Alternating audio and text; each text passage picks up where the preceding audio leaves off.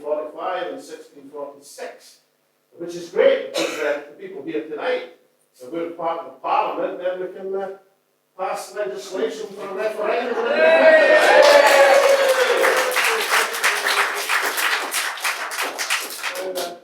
This is part of the Wee Alba Book Tour.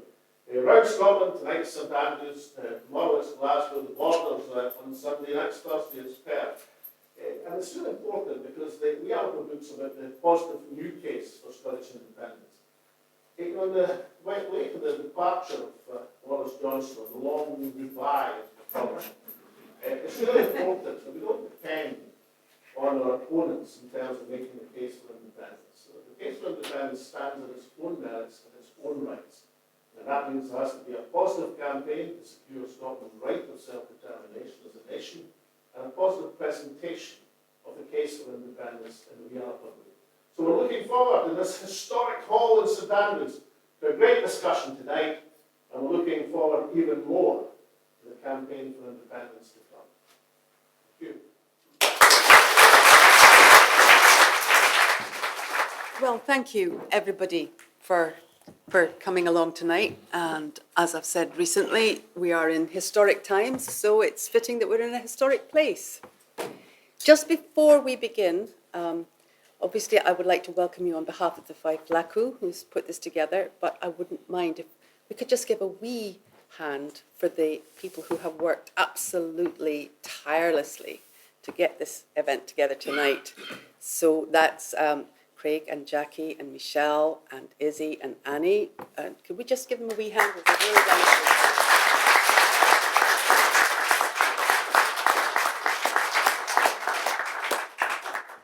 Thank you. So on my right here, I'm sure nobody knows George Webster here at all. You haven't. George doesn't really need an introduction, but we'll give him one anyway. George was one of the founder members of the Crossgate Centre, which came together in 2016, right after the whole Brexit kind of mess, and thinking that we were going to be fighting to get out of the Union because we've been dragged unwillingly out of Europe, and of course that didn't happen. And it stayed physically present up until I think 2019, when it was apparent. Is that right, 2019? I think it was, yeah. It was middle of 2019. When it became apparent that we weren't really moving anywhere. And so then it became a force to be reckoned with on social media and online and all sorts of places, as you all know. George is, his background, and it's quite appropriate, we have two alumni of St Andrews University with us tonight, George and Alec. And George's degree was in military history, and he's a military historian and researcher. And I think that much is pretty clear, that he's a strategist. He sees things very clearly and really in terms of what is going on strategy-wise. And although you might not always agree with him, it has to be said that he has very often been right. On which note, I will hope that you're just as right tonight, George, and I will hand over to you.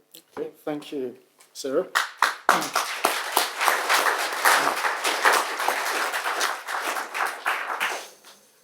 I'm going to stand because I've spent most of the last 8 months kind of down after a cycling accident that's had to be redone in a couple of operations. So all my weight's on one leg, so if I start to sway around, don't worry too much about it. I'm going to start by trying to give some idea of the significance of Alex Salmond coming back to St Andrews and being in this venue, of all venues that you could be in St Andrews. To know nothing of what happened before you were born is to remain forever a child. Now that pearl of wisdom was written over 2,000 years ago by the Roman Republican statesman Cicero. But the focus of this evening's keynote addresses by Alec and Sarah, and in the Wee Alba Book, is the case for the here and now, for Scotland's future as a nation, with its independence regained, and the routes by which that can be obtained. retained. Yet this venerable building in which we're privileged to be gathered this evening reminds us of Cicero's maxim that what went before informs where we are now, how we got here, and where we want to go. As well, in the particular context of this evening, the inherited constitutional mechanisms which we might use to get there. For as its name suggests, this building was used as the temporary meeting place of an independent Scotland's Parliament in the years 1645 and 1646, during the civil wars which raged throughout the nations of the geographic British Isles, when plague and military threat led to the Parliament being relocated from Edinburgh to St Andrews. But this old Parliament Hall isn't the only architectural reminder in the vicinity of where we're sitting of Scotland's independence as a nation. Nor is it the only building in St Andrews where a Scottish Parliament has been held. A short walk along South Street takes you to the Pens and the magnificent ruins of St Andrews Cathedral. Begun in 1158, the cathedral wasn't officially completed until 1318, when it was consecrated in the presence of King Robert I, just 4 years after his victory at Bannockburn. But this wasn't the Bruce's first visit to the cathedral. Far more significantly, it was the venue for the first parliament he called in 1309 as King of Scots, 3 years after he was crowned at Scone. Amongst the business of that parliament, held just at the end of the street here on the 16th and 17th of March 1309, was the composition of a letter in reply to the French king, Philip IV. In his letter to the Scots, the French king had spoken of his particular esteem for Robert Bruce and asked for Scottish help with a crusade he was planning, reminding the Scots of the 14-year-old alliance between them, the origin of the Auld Alliance. The reply to Philip from the Scottish Parliament at St Andrews in 1309 was fraternal, but made the point, first things first. That is to say, they reminded the French king of the terrible ravages which English invasion was bringing to Scotland, but promised that when Scotland had recovered its pristine liberty and was at peace, then France could expect Scottish support. The Scottish Parliament's response to the French king opened up old North Sea lines of communication to that European ally, which had lain dormant for the best part of half a decade. This resumption of Franco-Scottish relations was of fundamental importance in respect of international recognition of Robert Bruce's legitimacy as King of Scots and Scotland's independence as a European nation. But an even more fundamental task of the St Andrews Parliament of 1309, the first held under Robert I, was an affirmation of Robert Bruce's right to the throne. And the means by which they sought to do that is a key constitutional building block for some of what we'll be hearing from the two distinguished speakers this evening about Scotland's constitution in the here and now. In essence, Robert Bruce was given legitimacy as King of Scots by a declaration of loyalty and support from a body of magnates and clergy, which was deemed sufficiently representative to rank as the community of the realm. In other words, the community of the realm held sovereignty, not any monarch whom they chose to endorse as leader. This concept, the community of the realm, the body politic of the nation of Scotland, which is the basis of Scotland's sovereignty of the people as suffrage was extended over ensuing centuries, was even more explicitly reiterated 2 years later in what we know as the Declaration of Arbroath. But there is one final, more modest building just across South Street, slightly up. You go past the orange door at number 7, and it's not got a number on it, but it's a blue door. It's an old stone, beautiful old stone building, which has links to St Andrews as having been, perhaps counterintuitively, something of a hotbed in the development of political and constitutional thought on Scottish independence and concepts such as what we would now term civic nationalism. This is a story which has been researched and brilliantly set out by Professor Robert Crawford in a chapter in his 2014 book, Bannockburn's Scottish Independence and Literary Imagination 1314 to 2014. In my opinion, it's the best book to have been inspired by the events leading to 2014. Though I hasten to add that other most excellent books which emerged from the events of that momentous year are available from all good bookshops.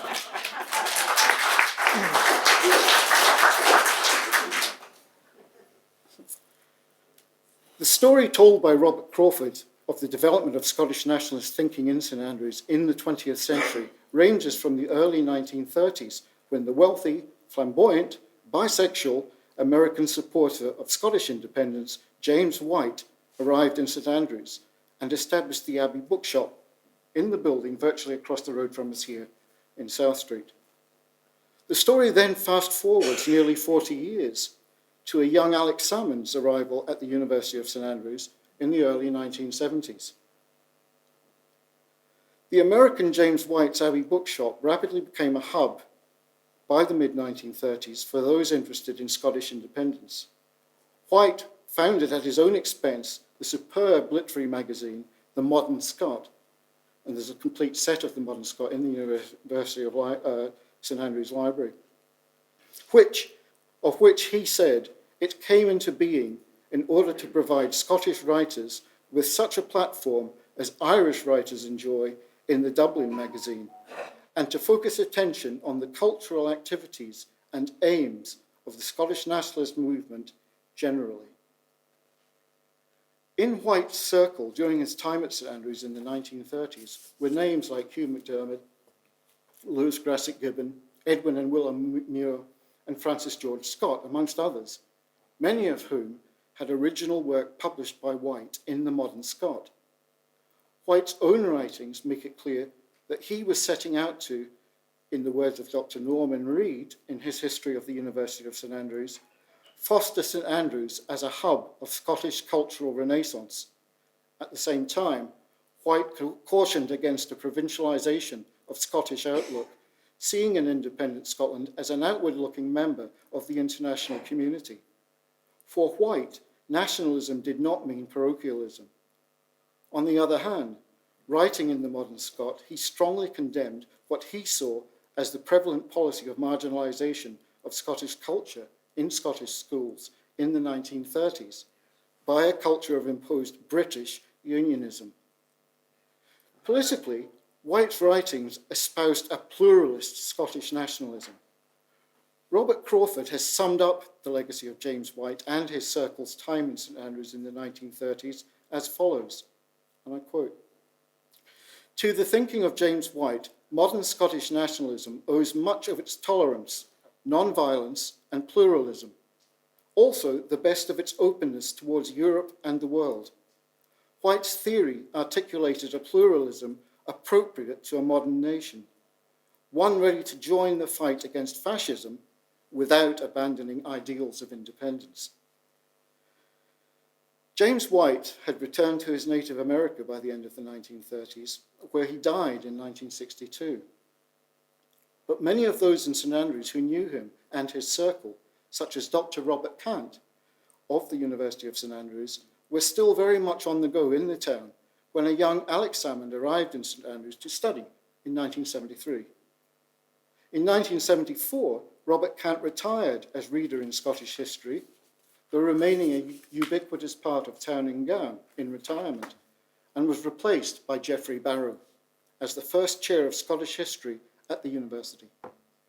Barrow also followed Cant in holding what Robert Crawford terms sympathetic views on Scottish independence, something very much confirmed by Barrow in a brilliantly subversive inaugural lecture delivered before the great and the good, many of pro-unionist sympathy, at the University of Edinburgh in 1980.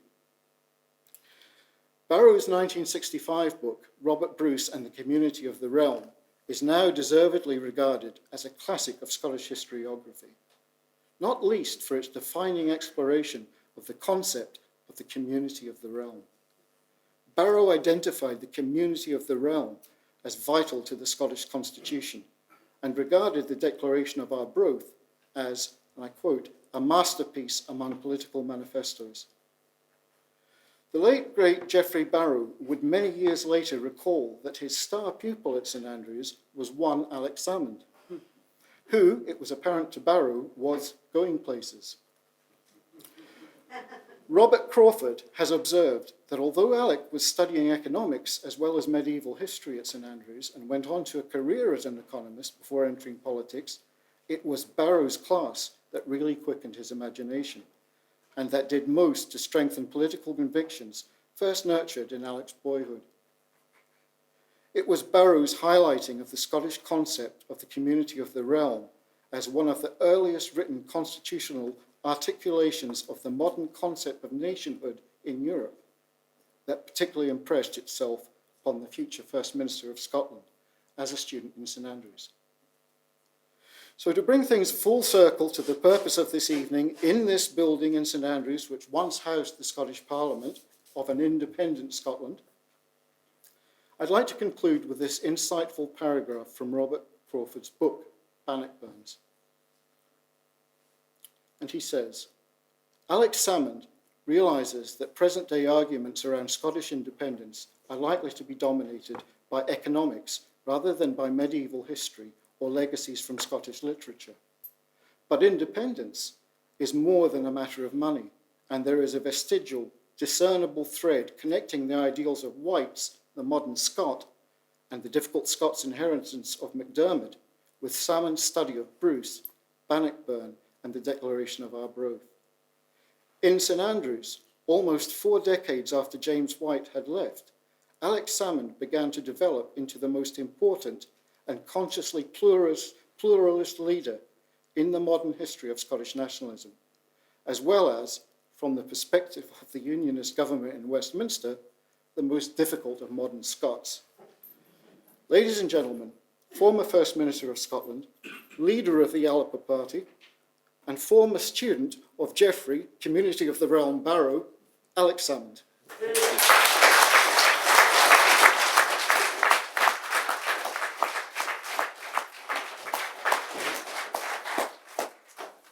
Well, in point of fact, my next task was supposed to be to introduce the gentleman on my left, and I cannot imagine a gathering where anybody would need less introduction than the gentleman on my left.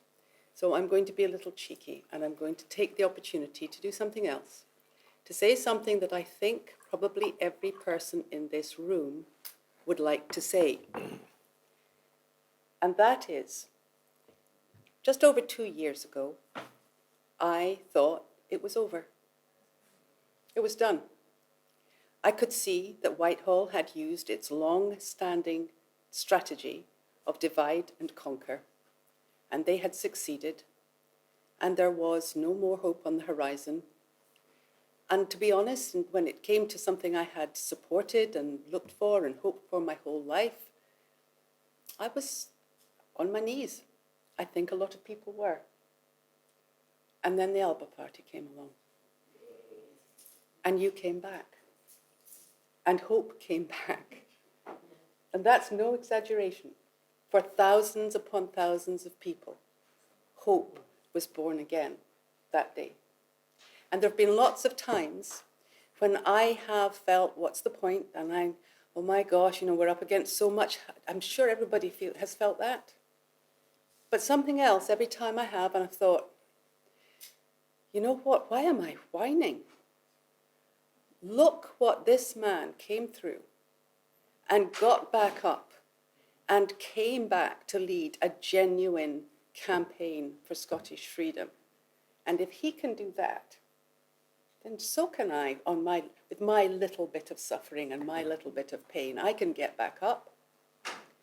So, thanks to you, many of us got back up. And there is a campaign that I'm part of, and a lot of you know something about it, which has to do with the Scottish Constitution. And that claim of right that Alex has said we must proclaim far and wide. That wouldn't have happened. I wouldn't have had the heart, and I wouldn't have had the faith to start doing that, to push and push at that, if it hadn't been. That hope came back.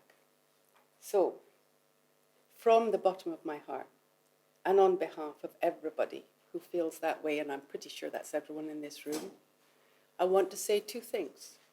One is thank you, and the other is that it is pretty clear that Scotland does not, especially right now, Scotland does not need Alex Salmond the way that she used to. Scotland needs Alex Salmond now more than she ever has. So, ladies and gentlemen,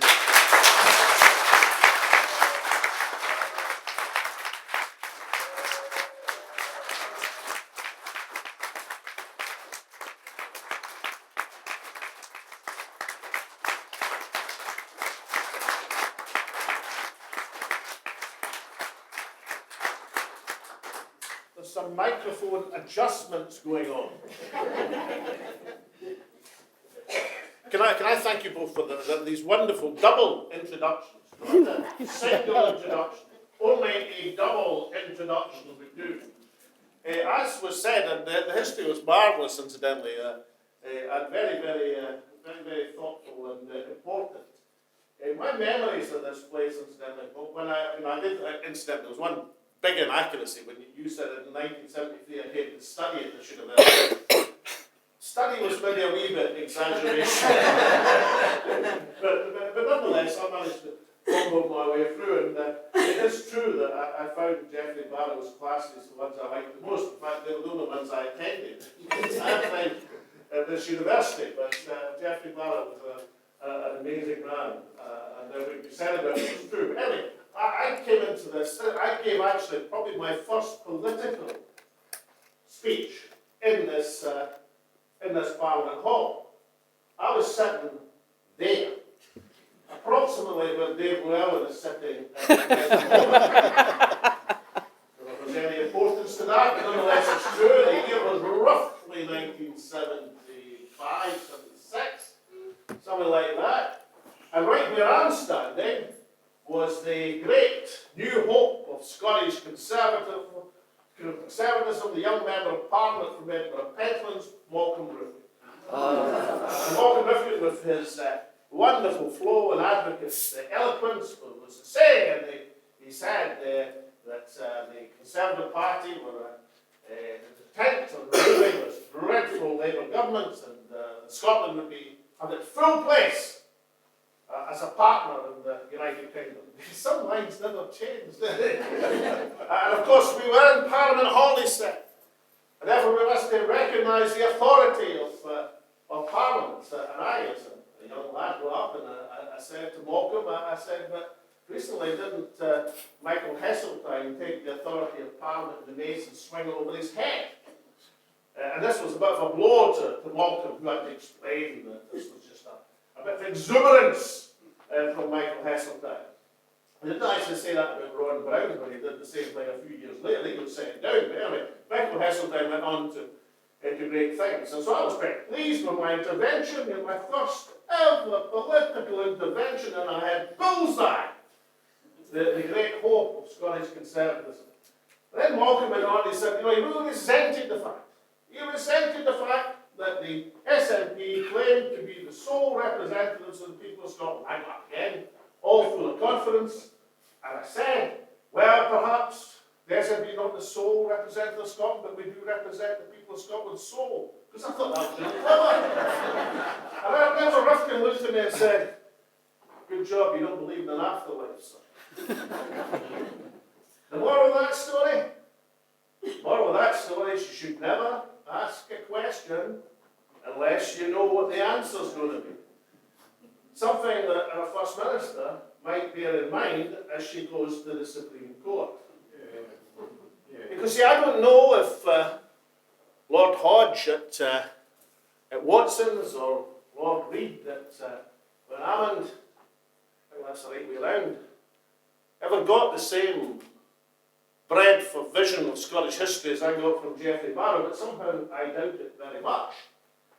And Dorothy Bain, who's a wonderful, estimable advocate, the Lord Advocate, doesn't actually have sufficient confidence in the case to take it to the Scottish Parliament. What on earth could be the prospects then of taking the case to the Middlesex Guildhall where the Supreme Court of the United Kingdom, the appointed judges sit 2 minutes walk from the Palace of Westminster. You see, you referenced Robert the Bruce and the community of the realm. And the importance of the community of the realm, as talked to me by Geoffrey Barrow all these years ago, is at a time of national crisis in Scotland, with the King absent, and then swearing fealty to Edward I, John Bailey, with the Scotland largely deserted by its nobles, aristocracy, and judges, no doubt, that they had to have innovation. They had to have a constitutional innovation to give authority and dignity to the people they wanted to represent the country and the nation, and hence the idea of the community of the realm is born. Because the importance of the community of the realm, if you read the Declaration of Arbroath, what it says is the nobles, the prelates, the nobles, the barons, and the whole community of the realm. By definition, they weren't looking at the normal caste list of the feudal era. They were looking at something beyond that, otherwise they wouldn't have had to mention it. It was an innovation in order to justify a move to protect Scottish nationhood by overthrowing the established order. The last thing that the Scotland of the late 13th and early 14th century were going to repeat, it was to go for an adjudication on Scottish sovereignty or kingship to Edward I, which they tried in the 1290s, and they got John Bailey. It's a rather parallel to go into the Supreme Court of the United Kingdom this year. The answer to Scotland's search for the assertion of sovereignty doesn't lie in the Middlesex Guildhall. It lies in the Scottish Parliament. Who were elected to exercise their mandate. That's where it lies. And the innovations that are required, whatever they may be, must be sourced on that mandate and on these people. It's not a responsibility that can be shuffled off. It's a responsibility that has to be embraced. And people can think, regardless of what happens, to those members of the Scottish Parliament who decide to represent their constituents and implement the mandate they were given, regardless of the dreadful things that might come down, they'll be a lot better off than they were in the 1290s and 1300s, and actually, incidentally, a lot better off than those who were subject to the old Scots Parliament's wishes in 1645, because incidentally, this was a hanging parliament that met in 1645. They were on the way to hanging the Marquess of Montrose's key supporters.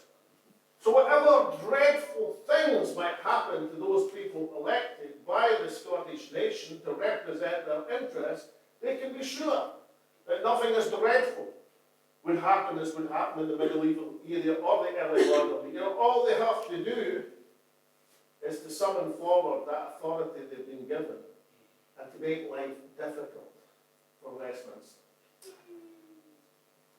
I said in the introduction earlier on, it's really important, very, very important, that we don't rely on the faults and foibles of our opponents to make the case for Scottish independence.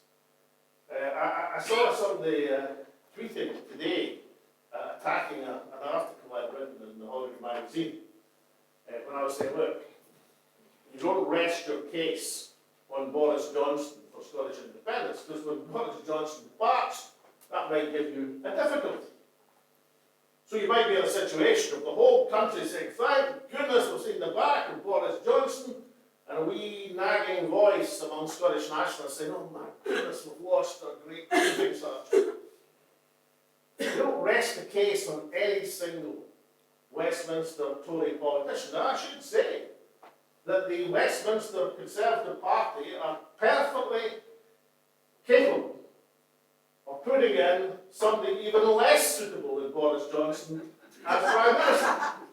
I mean, unerringly, the Conservative Party, and incidentally, the Conservative Party, Parliamentary Party of Westminster, has some able, intelligent, principled people, compassionate people.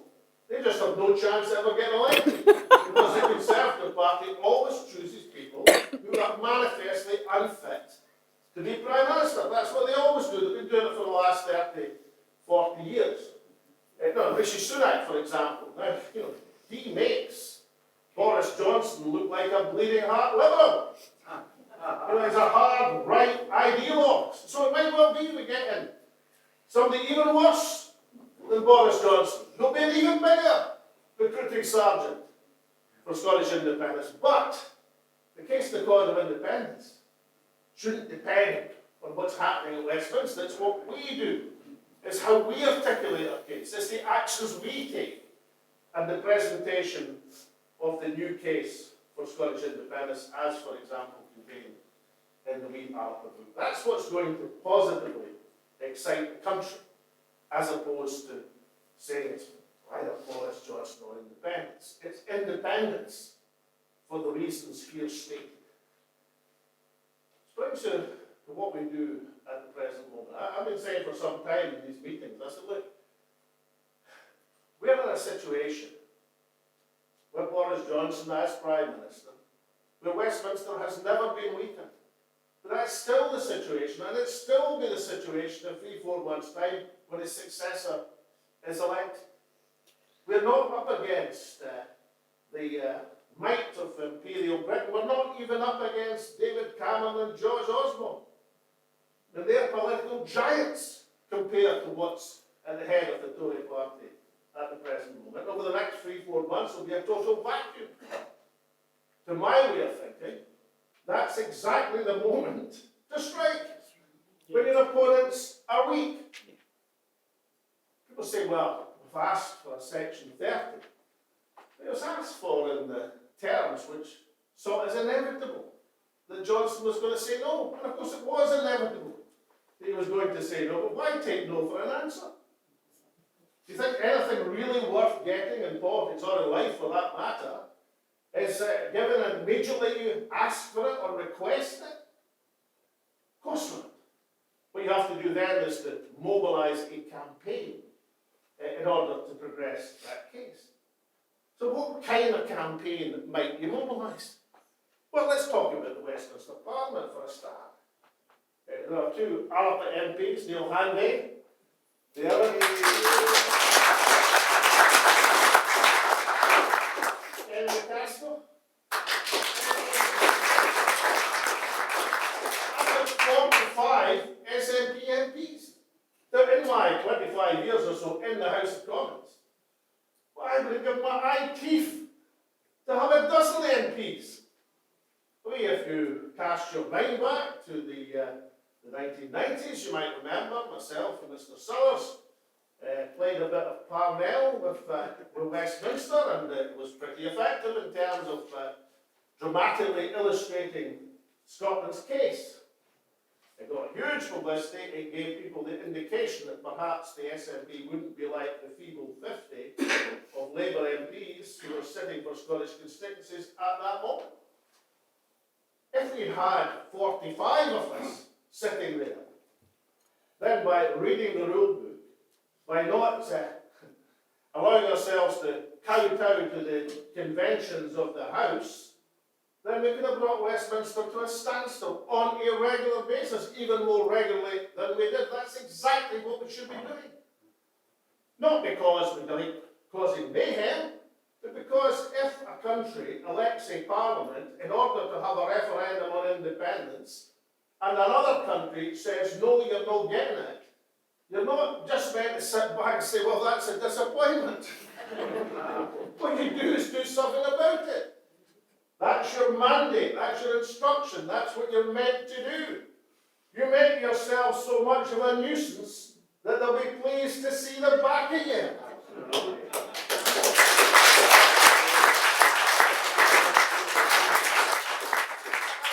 Back it up by popular demonstration, peaceful, popular demonstration in Scotland. You might back it up with diplomatic initiatives. I mean, one of the things about the UK at the present moment, which will be a feature in the Tory leadership contest, is that some Tories are rather queasy about the prospect of breaking international law and the fact that nobody likes them anymore. But it's at exactly the right time to be making diplomatic initiatives saying we're having exactly the same trouble with that bunch of charlatans. Exactly the same trouble. Back in 2014, I mean, I did my best with the European Commission, but I had a kind of problem. My problem was that the United Kingdom was a loyal member of the European Union, and therefore, understandably, whatever sympathy there was for Scotland, and there was a great deal, the institutions of the Union would rally behind its member state. That is no longer the case. The UK is not quite an international pariah, it's gone that way. It's also in a perilous state economically. Yeah. You know, when I was a student of economics at this university, they invented the word stagflation. An economic term, I never thought I would see it again. What's stagflation? Well, stagflation is the combination of a stagnant economy and inflation. Now, lots of countries around the world have inflation at the present moment. Lots of countries. Although the UK is worse than just about everywhere else. But lots of countries have inflation. Of course they do, because of resource crises, because of wars, because of the aftermath of the pandemic. The UK alone is having the inflationary pressures and the stagnant, flatlining economy, with the sole exception of Northern Ireland, incidentally, and what more later. And therefore, this is a weak state, without allies, and in its having a crisis of confidence in its own structures. Exactly the time to progress the case and progress it with vigour, and exactly the time where it is indefensible to sit down and say, my role as an SNP MP is to get asked a question occasionally and to get our position at Prime Minister's questions. But that is pathetic. That might mean a role that you pursue when you've got half a dozen. It's not the role you pursue when you virtually represent every constituency in the land. People expect to see parliamentary interventions to back up the cause of national self-determination. And I look at some SNP people joining in the call that Boris Johnson must go now, not wait 3 months. As if it actually matters if he goes now or 3 months' time. But it does matter in one sense. What an opportunity over the next 3 months in this power vacuum at Westminster to press home Scotland's case. Don't take no for an answer. Marshal the people who are waiting to be led and have MPs who will be actively progressing Scotland's case as opposed to bowing down to the authority of the Westminster Parliament. In the words of Winnie Ewing, Nationalist MPs are not sent to Westminster to settle down, but to settle up. To settle up for Scotland. I should probably gather from my remarks so far, I don't regard going to the Supreme Court as a particularly good strategy. In fact, I called it a Hail Mary pass. It's not even that. I mean, a Hail Mary pass is where you get, 1 in 10 chance of it coming off. It's like, 1 in 100. It's not impossible, but it is near impossible as you like. And of course, the difficulty is that the Supreme Court hear the case and then box that in. That's it closed off, not for that case, but for all time. Yeah. And I have to tell you, leaving that question open was extremely useful to me back in the day when David Cameron was convinced if he turned down the Section 30, then my next move was for the Scottish Parliament to have our own referendum. As long as that's open, it's a perceived threat. Once you close it off, you close it off. And it doesn't seem to be a particularly enlightened move to make. And therefore, I would well advise not building up people's expectations on the pronouncement of the Supreme Court from the Middlesex Guildhall. Which brings me to point 3 in the strategy that was unveiled by Nicholas Sturgeon recently, which is to have a plebiscite election. Now, I think there's merit in that idea. I thought there was merit in it when Iris McNeil and Chris McElhenney and Joe Cherry proposed it some years ago. How things changed. But I thought there was merit in then, there's merit now. But if you find a plebiscite election, it has to be fundamentally different from a normal election. If it becomes a normal election, then you're just in the usual sway of party politics. Yeah. And if you're in the usual sway of party politics, and particularly if you set as your target a majority of votes, not just seats, which is the traditional target for parliamentary election, but if you do that, but if you win a landslide and get 49% of the vote, is that defeat? But if you're actually trying to leap over that self-imposed high hurdle, then you've got to do something very special. Yeah. If you fight it as the SNP, then of course the whole SNP domestic record comes into play as part of the election campaign. We were in a good position in one way in 2014, that not even our opponents at that stage didn't question the competence of the Scottish Government or our ability to run the show in Edinburgh. That is now very much open to question. It's not all the government's fault, incidentally. The unionist press are under case. It would be less than honest not to say there's some truth in it. And it would be less than honest not to realise that we're in hard economic times which are getting harder, and therefore the pressures on government are getting greater. It would be useful not to fight an independence plebiscite election on the SNP's domestic record, but to fight it on the case and the cause of Scottish independence. And if we're trying to gather a majority of votes, then the way to gather that is to fight it as Scotland United. I saw a brilliant article actually from Tasmin Ahmed Sheikh in the National this Wednesday, I think it was, which looked at the 1918 election. There are a number of lessons from the 1918 election, not least of which is the Sinn Féin replacing the Irish Parliamentary Party and deciding their tactic of abstentionism, of setting shop up in the Dáil. Of course, there are many lessons from Irish history. We would never go down in Scotland, and we'd always stick to peaceful constitutional means. That's the nature of Scotland, the nature of the national movement in Scotland. Doesn't make us unique in the world, but it's something we should prize and keep precious to us. But as an essential strategy, abstentionism worked in Ireland in 19, and they took that strategy and replaced the Irish Parliamentary Party, which had been dominant for the previous 40 years, swept aside in a single election, because people eventually said, look, we want people who mean it when they say we're going to establish a free Ireland. That's one lesson. But the lesson that Tasmina looked at was actually another lesson.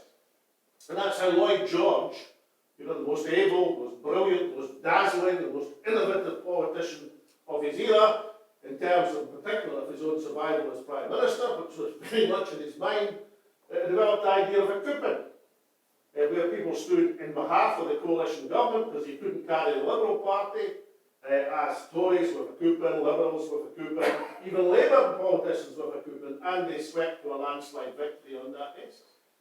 In other words, he established the means by which you can fight parties in a single coalition. In other words, we could fight, if the will was there, to unite the next general election in Scotland, and the vast majority of the candidates would be SNP, but would stand SNP Scotland United. Alba would stand as Alba Scotland United.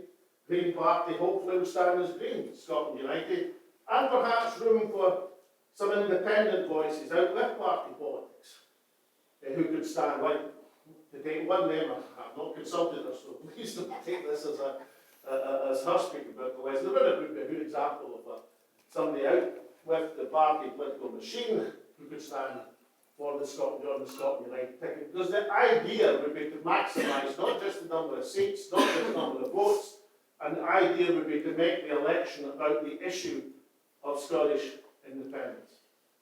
Back in 2012, after I signed the Edinburgh Agreement with David Cameron, my first job then was to unite everybody under the independence banner.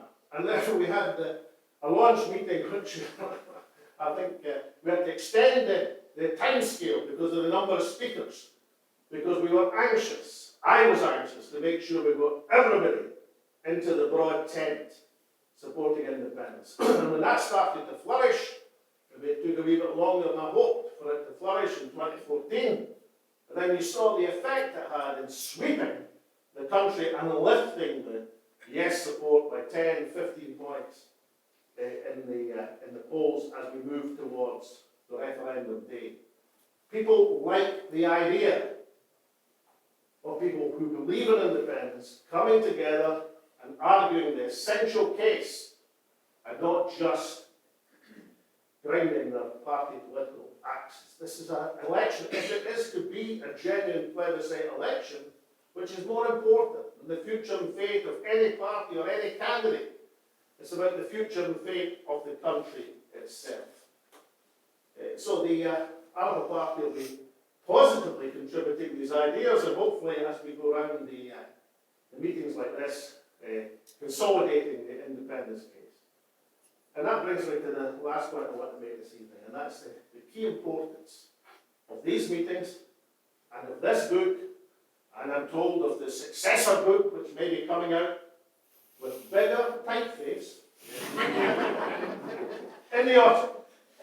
It's, I think the last of the 100,000 of these have been delivered over this weekend, and we're going to order a new edition for the autumn, and that's an amazing effort. 100,000 of these books is no mean feat, and it's written in a conversational style that leads people through the arguments which they effectively haven't really heard since the referendum campaign, because the world has changed and changed fundamentally since 2014.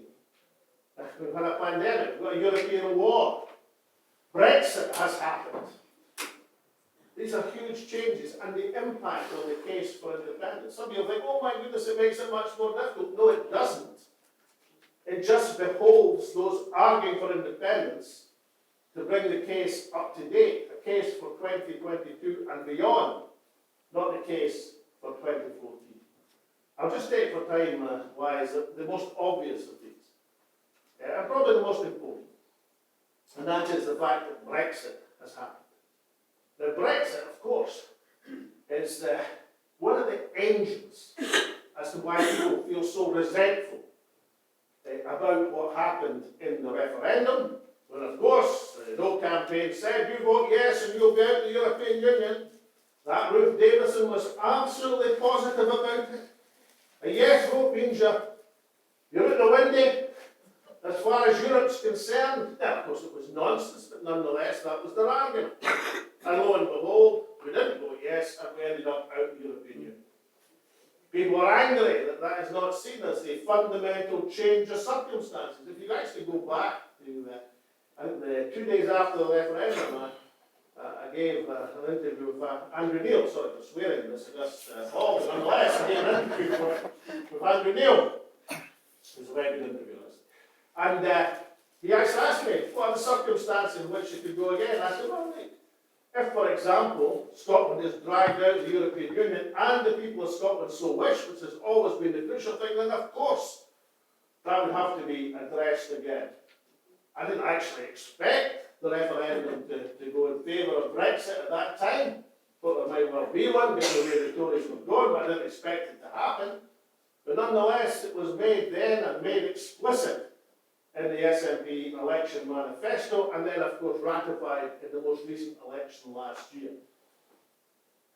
I think the BBC probably got a shock last week in Question Time, I don't know if you saw it, about the reservoir of anger there was in a Question Time audience, about the fact that Scotland had been betrayed, misled, and also the undercurrent that something that people in Scotland voted for last year democratically, whatever the rights and wrongs of it, is being stymied undemocratically by Westminster this year. You don't have to be a student of politics to feel a welling anger about that, and the Unionist parties underrate that, and they underrate it fundamentally.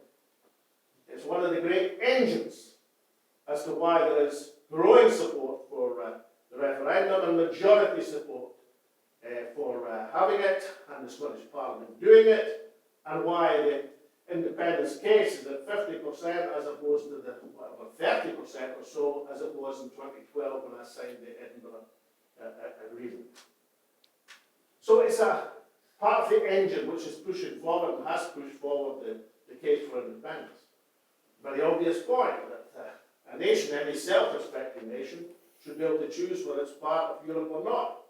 But of course it poses questions for independence as well, and questions that the Unionists will be very happy to fling in Scotland's face. Issues like borders, that some people in the SFP are almost afraid to talk about. Issues like customs posts, issues like how will you get into the European Union, how long will it take? The importance of books like this is it articulates, examines that case and says what the answers are. In the case of the European Union, we argue that you shouldn't, you should accept that it takes 5 years to get back in the European Union. Michel Barnier was the negotiator for Europe in the Brexit negotiations. And like most Frenchmen, I suspect, I don't know this, I suspect though that Michel Barnier likes whiskey, visits Scotland, thinks Scotland's a great place, probably likes bagpipe music, and loves the idea of Scotland, right? It would be fairly typical of Frenchmen of his generation if that's the case. But I'll tell you what, we were negotiating with him about Scotland's entry in the European Union. It wouldn't, no matter how much you hate Scotland, it wouldn't matter a whit. We would go through the same process as everybody else, and it would take perhaps 5 years. Now think of that. 5 years to get back in. And we've in the meantime to negotiate independence with the Westminster government. That causes a problem. We'll be negotiating from limbo. Does that mean we should all pack our bags and forget about things? No, it doesn't. It means you adjust the case to fit the realities of 2022. And luckily for us, there's an organisation called EFTA, the European Free Trade Association. The EFTA can't be too bad a place because it's 4 member countries, that is Norway, Iceland, Switzerland, Liechtenstein, are all in the top 10 of wealth per head of countries in the world.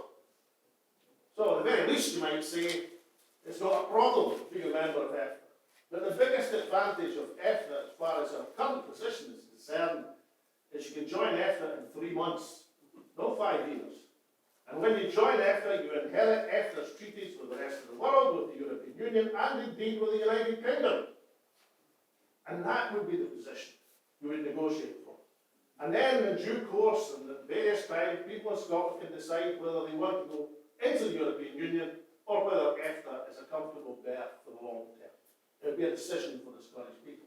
You would fix the economics and then let the politics take care of itself. But why is that particularly important just now? Because we actually have an approximate example of that situation in the United Kingdom at the present moment. Because as part of the Brexit agreement, Ireland was left within the single marketplace, but still part of the United Kingdom. And because the negotiations said there will be an administrative border in the Irish Sea. Now, the Unionist parties, and particularly Democrat unions, don't like it much. But a majority of the Northern Irish Assembly, as elected, approve of it. Why do they approve of it? Because Northern Ireland is having its best economic period since recorded statistics began as a result of that arrangement. Because whatever relatively minor inconvenience there is from an administrative border, it's more than matched by the boom in trade with the 500 million people across the single marketplace. And Northern Ireland markets itself on that basis at the present moment. If it was a matter just being judged on the economics, as it should be externally, then there'd be no question whatsoever. And that is approximately the status that Scotland would have if, as an independent country, we went into an EFTA arrangement. So you can see from a current example, this is not something to be frightened of. It's something which is going to have potentially massive economic advantages for Scotland, as has already been demonstrated. So the importance of building a case cannot be underestimated. We're not around the Brexiteers' route of putting their slogans in a bus, crossing their fingers and hoping for the best.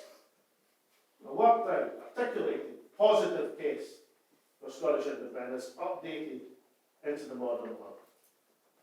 That's why the biggest lesson we can take from the chaos of Westminster is twofold. The more chaos in Westminster, the better Scotland's opportunity to press its case on self-determination. An old phrase in Ireland, London's difficulties, Ireland's opportunity. That's true for Scotland as well. This is the moment to press our case when our opponents are weak. And secondly, in progressing the case for national freedom, don't rely fundamentally on the weakness and foibles and faults of your opponents, even if they are as devastating as Boris Johnson's. Rely on the strength of the case that Scotland as a nation is entitled to self-determination and the positive benefits of an independent Scotland, outgoing, pluralist in this modern world. Thank you very much.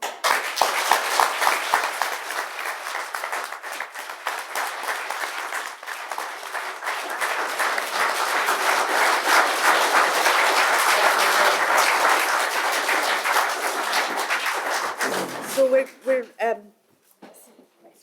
we're going to move to questions and answers, but before we do, and I hope this won't embarrass Alex any more than I already have, but a group of us, the Salvo group, would like to give you a gift, if we might. It's a small thing, but what we've been doing, or I've been doing, is applying the same criteria to Scotland's constitutional documents, which were restored to Scotland by a group working right here in St Andrews University under Professor Keith Brown. And they restored and then published online, with some help from Stirling, the records of the Parliaments of Scotland. And they said at the time they were astonished at what they found and that they hoped that these records would change drastically the story about Scotland, the narrative of this backward, socially, politically undeveloped country, as indeed they did. So what we've done, or I've done, is to look at the old constitutional documents that they republished, compare them with the principles in the Claim of Right, and we've come up with a core constitution. And Professor Alf Baird has very kindly translated that into Scots. So with your kind permission, Salvo would like to make you a present of a copy. Do I get the whiskey as well? But, Sadly, no. Neither do we. So this is the... I think you're probably better at that than I am. Sure. There you go. There we are. You won't be able to read it from there, but nonetheless it's beautiful.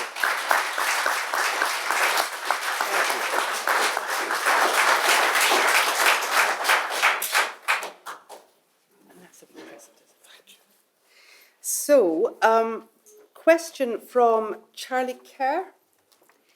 On the basis that no parliamentary party has ever won a majority vote in any election, is it not a bad idea to set the bar at a majority of votes rather than seats if we need a plebiscite by the next general election?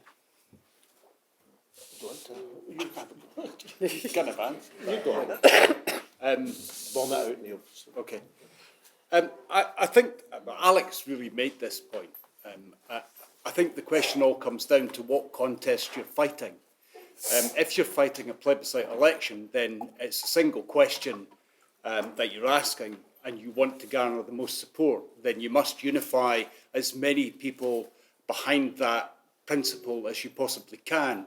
And what you can't do is two things: squabble about the detail of your vision for what that future is. By all means, everybody should be able to set out the type of Scotland you hope we'd be able to achieve, but ultimately that's a decision for after independence. And what you also don't want to do is to bog the arguments about independence down with the day-to-day machinations of government that is in power and the risks that that would introduce to the discussion and debate. Because what you're articulating when you're fighting for independence is the gateway to a vision, a different future. What you're talking about in a normal general election is what you're going to get for the next 5 years based on what you've just had. It's a completely different discussion. And I think we need to be absolutely crystal clear about what we would be asking the people of Scotland to make a decision on. And that has to be, should Scotland be an independent country? So some people have put in more than one question, and just to make sure that there's time for everybody, I'm going to try and choose the most, I hope, Sandy G, the most kind of obvious coming on from what's been said. And then if we get through the others, I'll come back to some of your other questions. I don't know where you are, but I hope that's all right. This seems like an interesting question. Are there any major barriers or problems you can see in having a single organisation or a coup that all indie supporters could get behind, that can give that could give that kind of clear information that the advocates of indie can make use of? So is there a negative to that, I think is what he's... In terms of the plebiscite election, you would have to have, if you want to be successful, I don't underrate the highness of that hurdle that's been set, and it's a very, very high hurdle indeed. A majority of the vote, not majority of the seats. Some people say, of course, the Tories managed that in 1955, but actually they didn't. The Tories in 1955 got 42% of the vote. 8% was got by the Liberal Unionists. They were in alliance with another political party, a hangover from the national government, the coalition government days. In fact, the next Secretary of State for Scotland was a Liberal Unionist as opposed to a Conservative as such. So no party since the Second World War has ever got a majority of votes.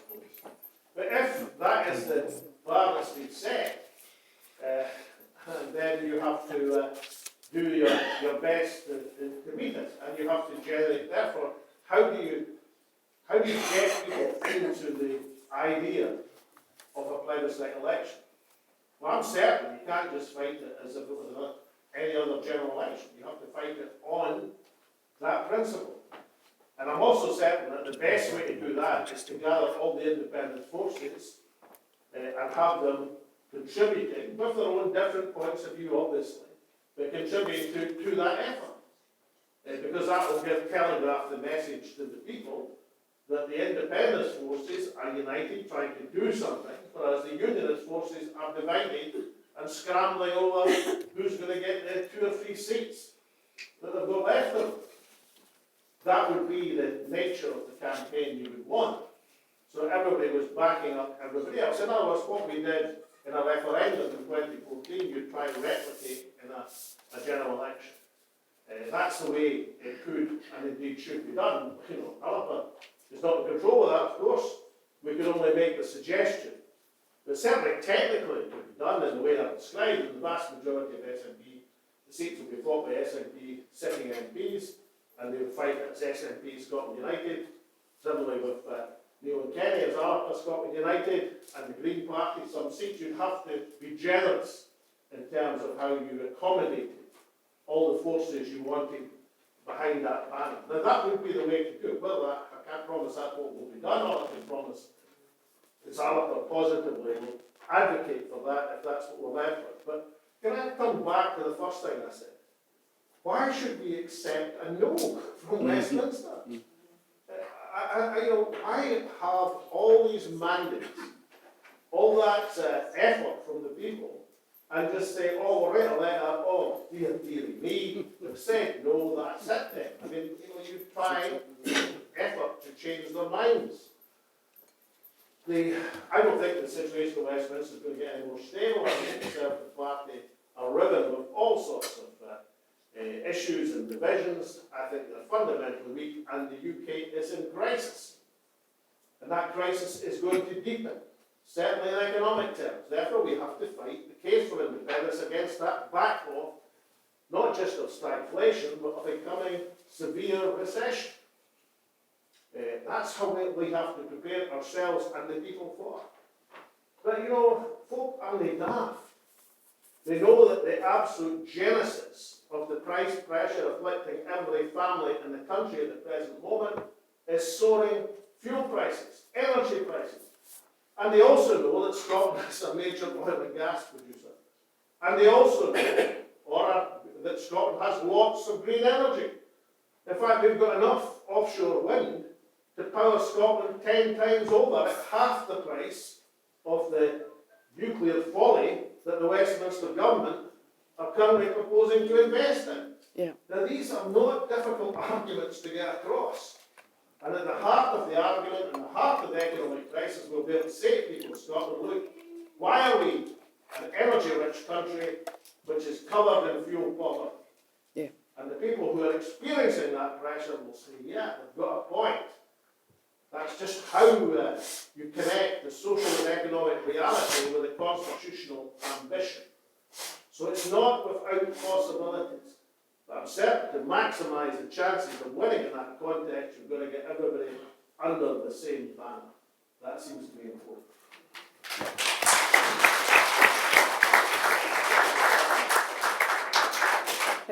Before the next question, I have a couple of things that I should remedy. One is to let you know that there's water at the back of the hall. If anybody's thirsty, I'm sure there are people who are. And the other is that I failed to introduce the gentleman on my right, and so I'll try and remedy that now by saying that, so far as I'm concerned, he, along with the redoubtable Kenny McCaskill, have been the two pro-Indy MPs in Westminster who have constructively and consistently and with effect managed to embarrass the Westminster government when they needed to be embarrassed. And of course that is Neil Hanby MP, and thank you very much for being here.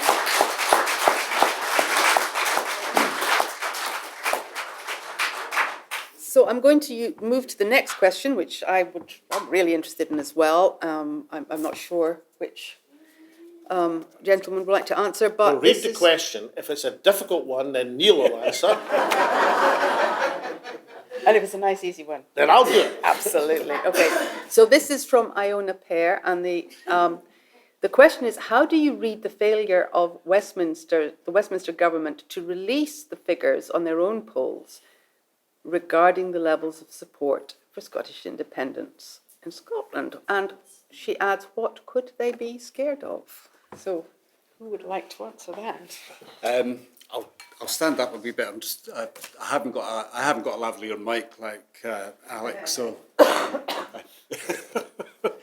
anyway, I kind of think it's a bit of a misnomer. I don't think it's really that important. As far as I'm concerned, a false argument, because whatever polling they did, however long ago it is, and however earnest Tommy's interest in those data is, it is not really what's important at the moment. And Alec touched on something that I think is a really fundamental, and that is, how do we corral the anger and frustration that many of us feel because we were promised certain things in 2014 that never materialised. The things that we were promised wouldn't materialise have materialised, and so we're quite angry about that. But there's a new level of not just anger, but real concern coming down the tracks because of the economic crisis and the cost of living crisis,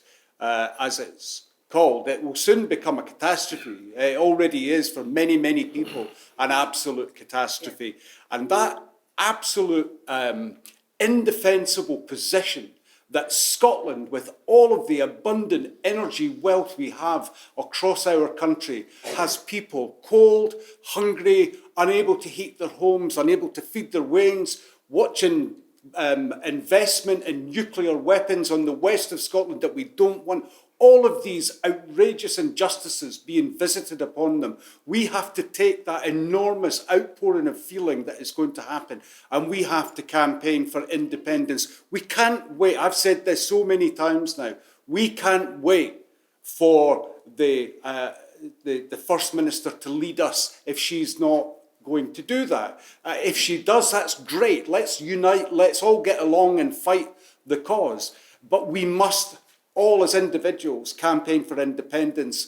I've been involved in this campaign since I joined the SNP in 2010, so I'm still reasonably a fresh guy. I haven't got the history that Alec has, but I certainly have the continuing passion to see it delivered. So I'm not interested in Tory polls. I'm interested in convincing Scottish people. I'm interested in listening to their concerns. I'm interested in holding meetings like this across my constituency and beyond. I'm interested in working with Sarah and others to build the message and to take that case forward. And I'm certainly much more interested in challenging the UK government to deliver on their responsibility to recognise Scotland's democratic mandate for a further independence vote.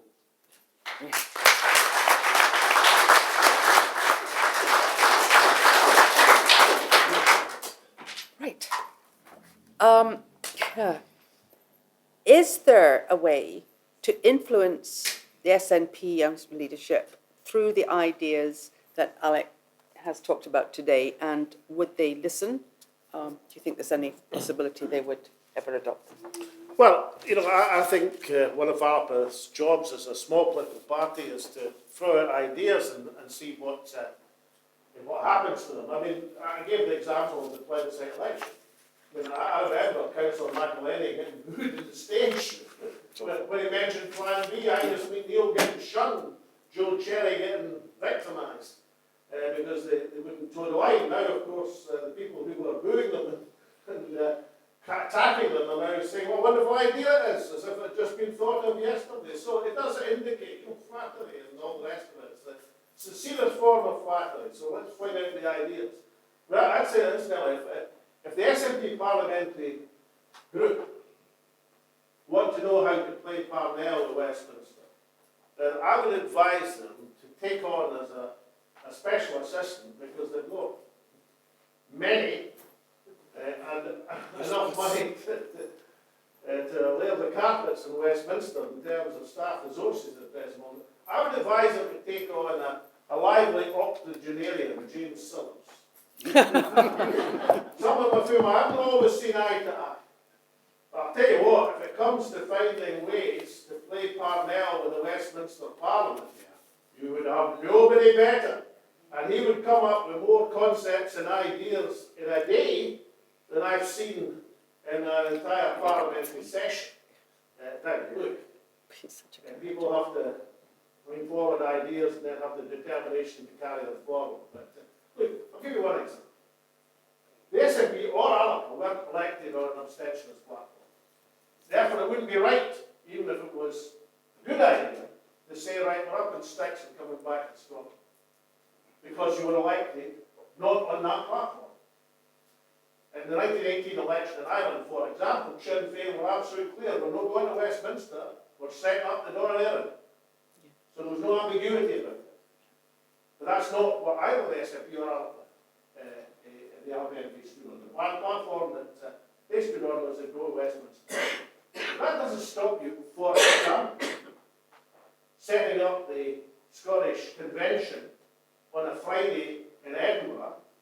I mean, if there's queasy about using the current Parliament building, I don't see why not, because the Festival of Politics is in there. But nonetheless, I'm told there's a building in Carlton Hill, which was built to House of Parliament. You could have an elected convention of the people of Scotland, comprising the MPs and the MSPs on a Friday. Bring in the local authorities.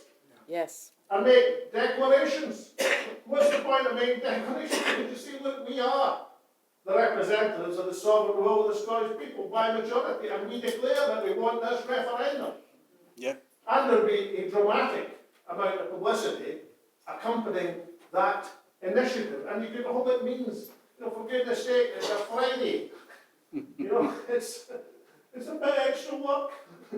And would have significant consequences, and would be important, incidentally, because if the campaign of parliamentary intervention, of direct action, of constitutional innovation wasn't successful, and we went to a plebiscite election, The day after the plebiscite election, Westminster is still not going to say, well done chaps, you've won. No, not It's ever. cricket, whenever it's your turn to bat. That's not what they're going to do. They're going to have to be pushed into it. So it'll be a good dry run for what you're going to have to do in the aftermath of a plebiscite election if you win it. As you galvanise Scottish opinion, you highlight for international opinion the fundamental injustice of a nation in chains. And the importance of this should not be underestimated. Theoretically, and in terms of their words, even Margaret Thatcher, Downing Street years, I'm an English politician, and Scotland is a proud nation, and if the Scottish people were ever to determine under independence, then I, for one, would not stand in their way. Now, of course, it was easy for her to write after she left office. She might have been less keen if in the 1987 election the SNP had swept the country, no doubt, but that was the position. And that was the accepted position. Okay, a position that the Westminster people who said they supported it never thought would come to pass. But nonetheless, that was the route by which Scotland could exit this voluntary union if the Scottish people so chose. When I became First Minister, I navigated another route to bring to life the promise of Donald Dewar when the Parliament was established back in 1997 in the parliamentary debates, of how we could organise a referendum to test opinion and everybody would accept the result once it was declared. That was the route through the Section 30. That was to give practical effect to the aspirations of the past. That was Scotland's route to freedom, and that was the established route. And in the aftermath of the referendum at the next Scottish election, you'll see Ruth Davis on television saying, well, if they want a referendum, then they have to get a majority in the Parliament. And that's the route that's been established. Somehow or another, we've allowed that to slip over these past few years, which is extremely unfortunate, but we have to re-establish the route. In the wonderful exposition of history we wrote, the key underlying thing to these points of crisis, these moments of decision, was the innovation that those supporting Scottish nationhood were prepared to make and take to bring to reality that fundamental aspiration. And that's where we are again. Now they ask for the ways we're going to do it. It will be peaceful, democratic, but they have to be innovative. And people have to be prepared when they're given the privilege of representing this country to get off their backsides and do something. Yeah, yeah.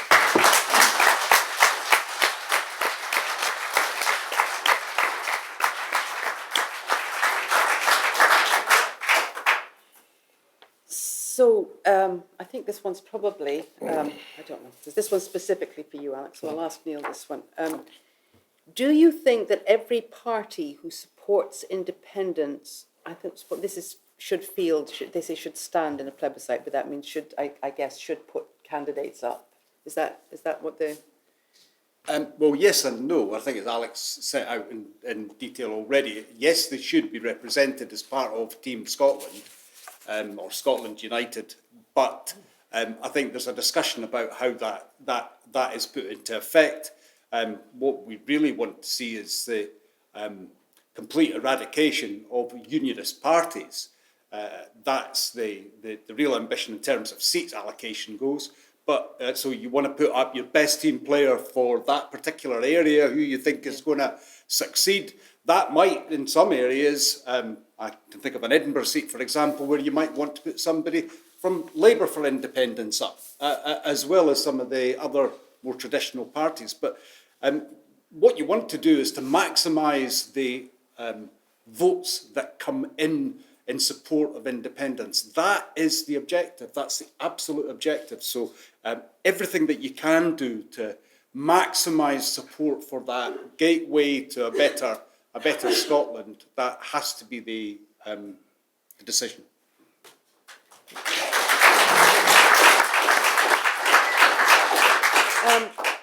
So this question is for Alec. Why did you not say during the last referendum that Scotland would continue to use the pound sterling in the meantime, as Ireland did? Well, I did. The question was, why did I not say in the referendum that Scotland would continue to use the pound sterling as Ireland did? I did do this. If you care to examine the tapes of the BBC debate with Mr. Darling, where he eventually admitted that there was nothing to stop Scotland using sterling. If we so wish, it's an internationally tradable currency. However, if you read the Wee Alba Book, you'll see that things have moved on. And then the policy that we devised for 2014 was a policy where Scotland and the rest of the UK would be fellow members of the European Union. And in that situation, it wouldn't have been welcome for Scotland to establish another currency within the Union. The Union's priority was to get everybody into the euro. And therefore, and of course, your major trading partner would be in the same economic arrangement as yourself. We're in a different world now. We're in a world where there is a substantial advantage in having your own currency. Doesn't mean you can't use sterling. And even when your own currency is established, you can still have your assets in sterling, your house in sterling. However, instead of your mortgage in sterling because it's devaluing so fast, it'd be the absolute place to keep your mortgage. You take your mortgage into sterling, you take your pension in another currency. That's what you do. So, we're in a different world. But in particular, and as we all work on this, you wouldn't want to be in a situation where you're borrowing like all countries are doing at the present moment in somebody else's currency. That's not a good idea. And therefore, the correct position now, as is explained in the Wee Alba Book, a brilliant, and the best thing about this book, incidentally, is it has these QR codes, you know, where you just, it was all my idea. It's like your phone, and you get a wonderful exposition. So if you want to know about EFTA, you flip your phone, or get your son or daughter or grandchild showing you how to do it. And you get Jim Sellers talking about EFTA, and you get Professor Richard Murphy explaining why Scotland should move to its own currency as quickly as possible. So, the answer to the straight question is I did in the last referendum, but now we have a different policy for the realities of today and tomorrow. And that is, yes, of course, we could use sterling as a transitional currency, as keeping assets, and as long as nobody can stop you doing that. But it would be to Scotland's advantage to develop an independent currency as quickly as possible, and the mechanisms for doing it are discussed in the Wee Alba Book.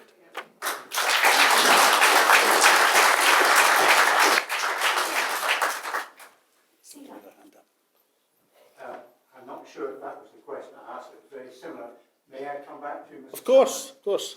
I, like you, I'm an economics graduate of this university, so I've followed your career with interest. My recollection of referendum was rather different. That I think you didn't answer the question about British currency, and I noticed Angus Robertson now in Parliament said the SNP would favour pound sterling for the time being. And this was the situation. Ireland became independent in 1921. They kept the pound sterling until 1973. Then they adopted the punt. The biggest mistake they made, of course, was adopting the euro. So, on independence, not everything has to happen on day one. And if we were to try and establish a currency on day one, the currency would inevitably be the target of currency speculators to our greatest advantage. So, a period of transition, during which we build up foreign exchange reserves, build up credibility, we'd be politically independent, but not economically independent. We'd have to follow London's monetary policy, but we'd have our own fiscal policy.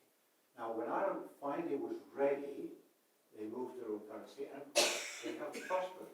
So, I think what you're saying about the European Union and so on, but I think one of the biggest reasons we lost the referendum wasn't a clear answer as to what currency we would use. I think we have to say, yes, in the time being, we would have to use the pound sterling. And George Osborne lied when they said we couldn't do so. Peru uses the American dollar because they want a counter-inflation. We would have to use the pound sterling for a time being. And eventually,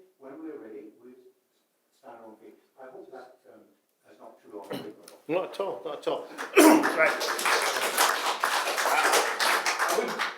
I would slightly disagree about the past, because, it's open to anybody to look at the BBC debate, but you didn't see it, but nonetheless, it was on, there was 1.2 million people in Scotland saw it, and it was very, very important, because exactly what you've just articulated is what I pinned Darling on. And he eventually admitted, of course you can use the sterling. And as soon as he said that, he gave the whole game, that Osborne's blackmail game away. Because while Osborne, of course, could say it quite disgracefully with the interference of Treasury civil servants, well, I won't mention them, but nonetheless, breaking every rule in the book, as they always do, he would deny a currency arrangement, a currency union, but obviously you can't stop people using an internationally tradable currency if they so wish. Now, where I would disagree is this. We put forward a prospectus that said, look, we should share assets and share liabilities. So we'll share the asset of the currency and the reserves, and we accept the liabilities, which is our share of the UK debt. Even although the title for that debt, and this was admitted in the early part of 2014, lies with UK Treasury. But the position of not just George Osborne, but all of the UK parties was, you're not getting the share of the assets. We're not talking about geographical assets like oil and gas or Edinburgh Castle or Holyrood Palace, incidentally, which belongs to the country. We're talking here about intangible assets, monetary assets, and reserves. So their position was, you don't get in that circumstance, we have no obligation, none whatsoever, to accept the share of the liabilities. Because broadly speaking, the assets of the country fairly balance the liabilities, although the liabilities of late have been increasing very, very fast. And therefore that should be our position. And again, we discuss it in the Wee Alba Book, that if in the circumstances of 2022, I was looking at negotiations that start from a clean break settlement, let's call it that. You keep your assets and you keep your liabilities. And yes, we can use sterling as everybody across the world can, and we'll continue to be able to use it, and even after we establish our currency, we'll continue to use it for certain things, because some people want to keep their assets in sterling. That's understood. But I think we should move to our own currency as quickly as possible. That's not the day after independence or even a year after independence, but it's a quick time scale. Because when it comes to international borrowing, from that zero position, and you'll be a wonderful bet for borrowing, incidentally, because there's one or two other countries in that position, Norway and one or two others in the Middle East. There's very few countries that are approaching international markets with a clean balance sheet and stuff. So therefore, you'd be in a good position to borrow, but you want to borrow as soon as possible in your own currency, not someone else's. But listen, this is a great tribute to the economics department at St Andrews University.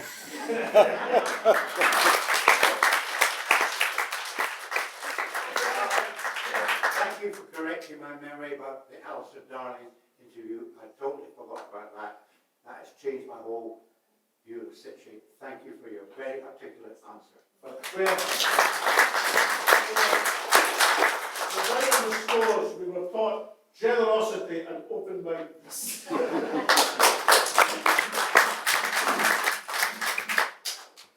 Okay. So I'm going to do a kind of combined question for Neil here, and that is, does he see it as a net positive or negative that we're looking at the demise of Boris Johnson as Prime Minister, if we are, and also if we are, when we obtain our self-determination and freedom, can you foresee a time when we would be looking at a referendum on rejoining the Union? And how long would that take? That's one for you, Neil.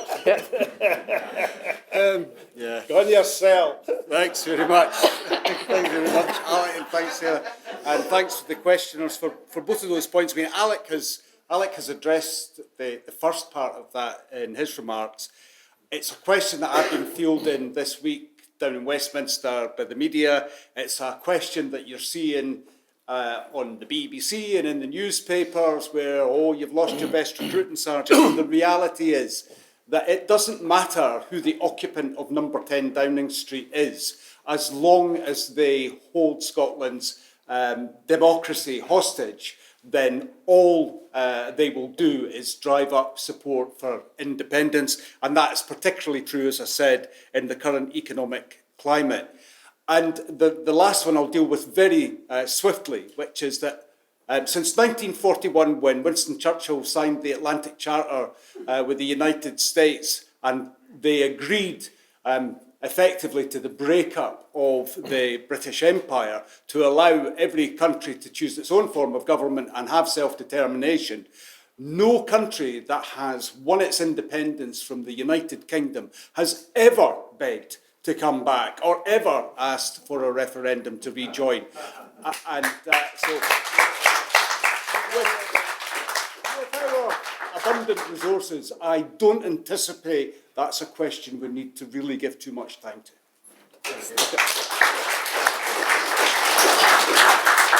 I think it's probably only fair now, I think there's maybe two more here, but I think it's only fair to give a tough one.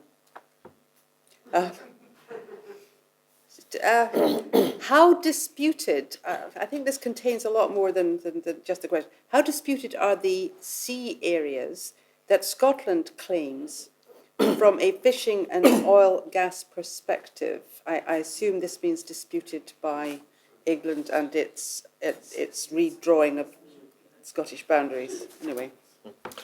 Yeah, I think the question is, it's about the sea boundaries and how disputed they are. I think the question is probably referring to a bit of chicanery in 1999, where when all the Scottish politicians, and it wasn't just myself and the SNP, it was Donald Dewar and Jim Wallace, we were all busy campaigning in Scotland, and a Westminster committee put a statutory instrument through to redraw the sea boundaries. Yes.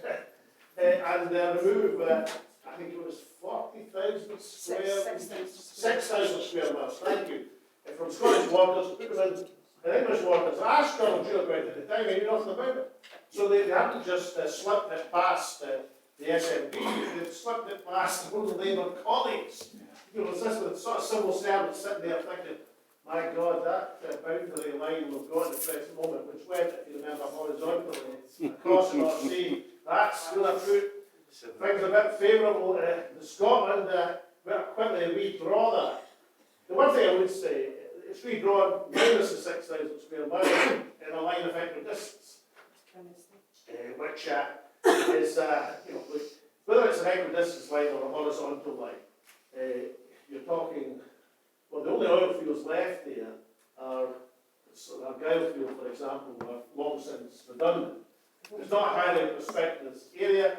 It's reasonably important for fishing, not that important, I mean, it's not a great fishing area either. I think it's more an example of chicanery and duplicity than anything else. You might get a few wind turbines in that 6,000 square miles, but given that we've got the potential of 25% of the offshore wind generation of the continent of Europe, and in terms of the drawn continental shelf area of Scotland, we have about 65, maybe 70% of the UK's territorial waters, even with the redrawn boundaries. I suspect we won't revisit the 6,000 square miles from 1999. We'll just make sure that as we approach independence, there's no redrafting yet again, because you know, I remember in the 1970s, we were going to put the line from horizontal to vertical. So it's an example of Westminster duplicity. Yeah, absolutely. It's a warning that we should be aware of the extent and the machinations that will be gone through. So it's a good example from the past. It isn't particularly important in terms of the resources in the 6,000 square miles. It's more or less to call canny and watch what's happening for the future.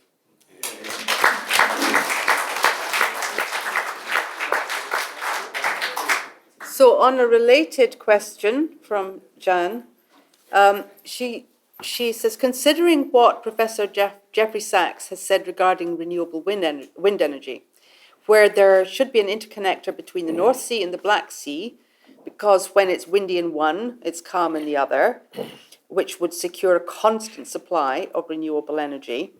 And it's one of the world's biggest potential renewables. Why would the Scottish Government sell out these licences for what appears to be a bargain basement price? And surely you don't put your house on the market starting at offers under. Anyway, I thought we would put that Yeah, John's quite right about this. The Scottish Government, for reasons best known to themselves, in the early part of this year, held the world's first reverse auction. If you think about it, as normally when the auction comes, if you're having a rout, as we used to call them in Aberdeenshire, or you're having a flitting, as we call them in Ludgate, and you had a garage sale, as they might say in Morningside, you would tend to accept the highest bidder's price for selling your family heirlooms.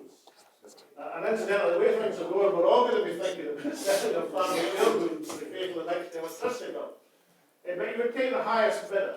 So you would start at the bottom and hope. And all these TV programmes that do this, you notice that, that lovely lady from Glasgow who comes and advises folk, then you get the breathless excitement as they take their purchases into the auction to see if they've made a £2 profit or a £50 loss, which seems to be what perennially happens. And there's no great adverts for auction, these programmes. But anyway, you take the highest bidder. What the Scottish Government did the other part of this year, in the offshore wind round, the Scotland round, is to say, we're not accepting any bids over 50 million. So if any bid over 50, no, we're not accepting that. No, we'll take the 50 million, but no more. I'm amused by this, because the Smith Commission, right? There was two gains out of the Smith Commission, which was the aftermath of the referendum. One gain was to get in the sentence, nothing in this commission will prevent the Scottish people deciding to form a government best suited to their needs, and all the unionist parties have to sign it. And secondly, was the devolution of the Crown Estates Commission.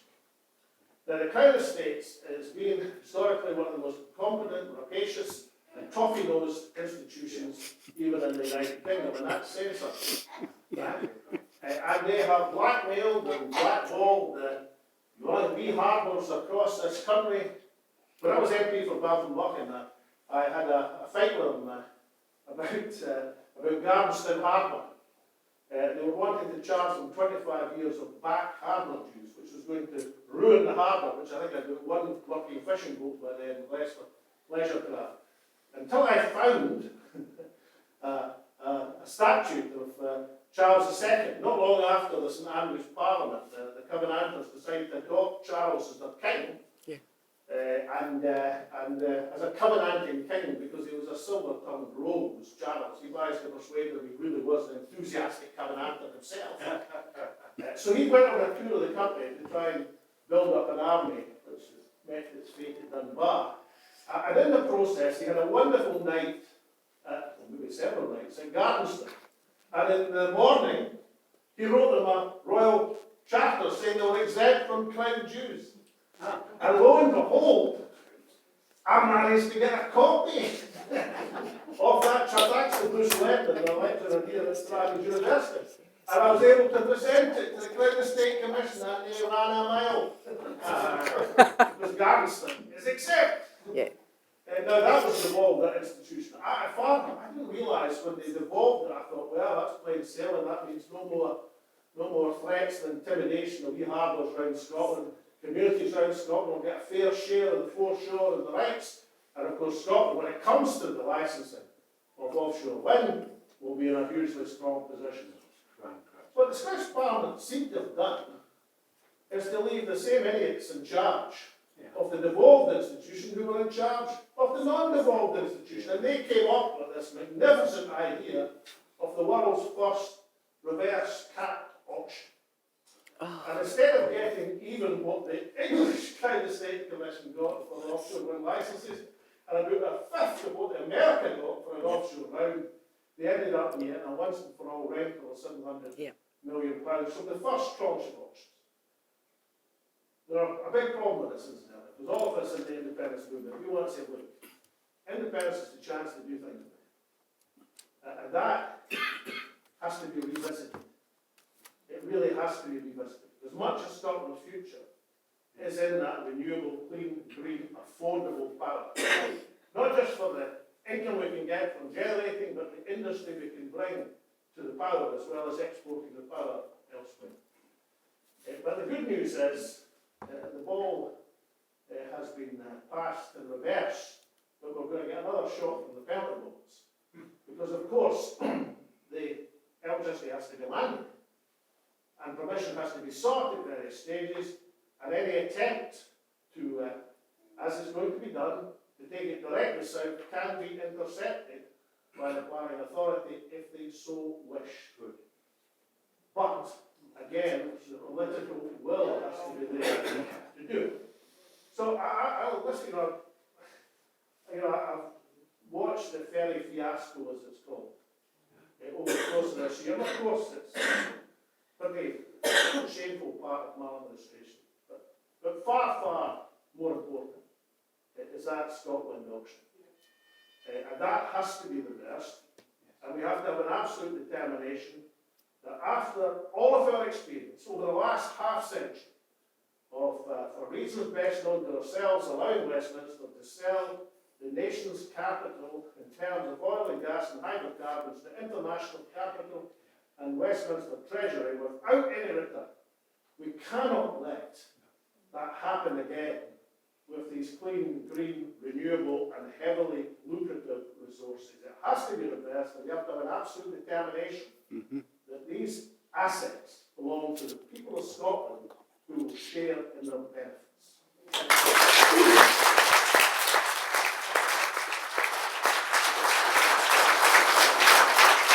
I just want to add one very simple illustration to what Alec has just said. So, the ScotWind sale, the 700 million reverse auction, that the economic value of that projected over the next 25 years was £350 billion. That's 5.5 billion a year.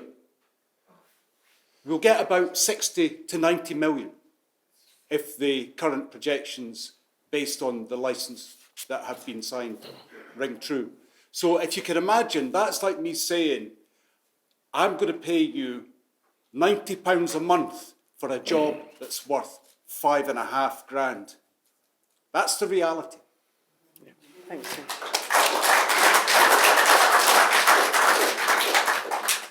So we have just about run out of time now. So I'm just going to take the chance to make one tiny comment. When Scotland has its Common Good Fund back, and we've got those renewables coming in, then we will really be able to take care of our people.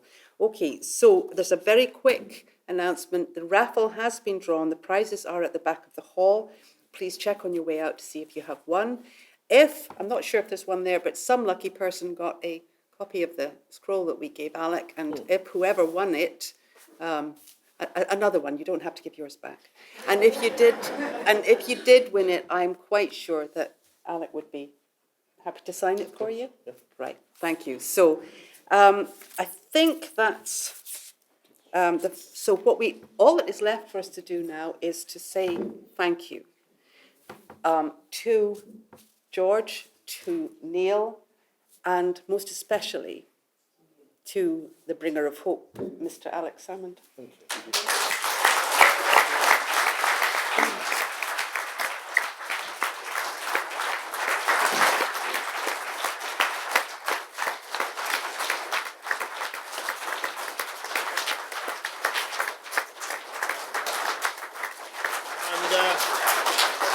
And can we thank Sarah, our chair, for the evening, please?